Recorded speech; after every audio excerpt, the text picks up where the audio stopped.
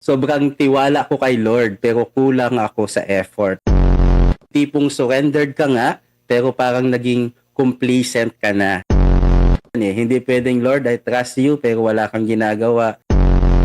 Hindi naman sinabi ni Jesus na stay there, I'll do everything for you, di ba? May part si Lord pero may part din dapat tayo.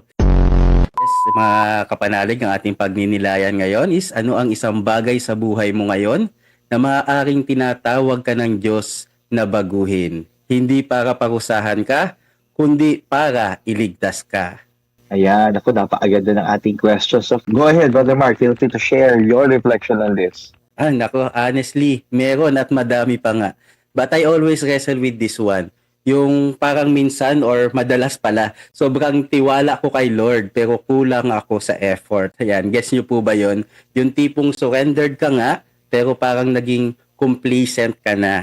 For example, nagdadasal kami for a car pero hindi naman ako masyado nag-e-effort mag-research, magtanong o magplano kung paano siya ma-achieve. Puro prayer, surrender, and trust that God will provide na lang. Or even sa evangelization, fellowship, and at work, may mga times po na minimal lang preparation ko before a talk or presentation. Kasi iniisip ko, bahala na si Lord, the Holy Spirit will speak through me. Pero totoo naman yun, di ba? Pero to be honest, minsan parang nagiging excuse ko na lang yun. Excuse ko na lang talaga siya for laziness. Parang nagtitiwala ako kay Lord, pero tamad lang talaga ako. Yan. Kayo rin po ba? Na-experience nyo na po ba yun? Yan. Yung sinasabi mong I trust God, pero deep inside, umiiwas ka na sa responsibility. Kaya siguro doon ako laging kinukonvict ni Lord na magbago. Not to punish me, but to save me, syempre. Kasi, di ba, into this gospel, malinaw eh.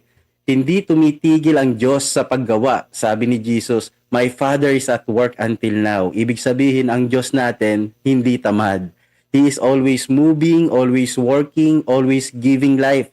So, kung ang Diyos kumikilos, bakit ako hindi? Ito pa yung isang tumama sa akin, yung whoever hears my word and believes has eternal life. And alam mo, minsan iniisip natin, okay, believe lang kay Lord, solve na.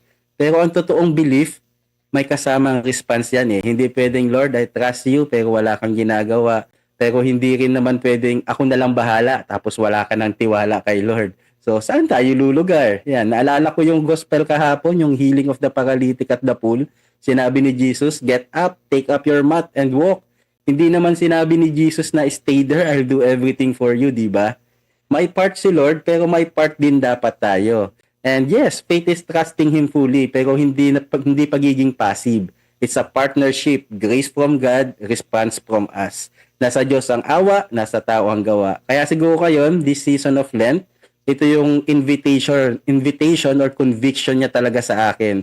And maybe sa inyo rin mga kapanalig, na saan ako tinatawag ni Lord na kumilos or saan ako tinatawag na hindi lang magtiwala kundi makipagtulungan sa Kanya. Kasi baka yung pagbabago na hinihingi ni Lord, hindi para pahirapan lang tayo, kundi para iligtas o buhayin tayo. From death to eternal life, ika nga ni Jesus. Diba? Amen po ba? Amen. So, thank you, Brother Mark, for sharing your reflection. And definitely, ayan, magandang imbitahan natin ang ating mga kapanalig, no? Muli, ito po ang ating question. Ano ang isang bagay sa buhay mo ngayon na maaaring tinatawag ka ng Diyos na baguhin? Hindi para parusahan ka, kundi para iligtas ka.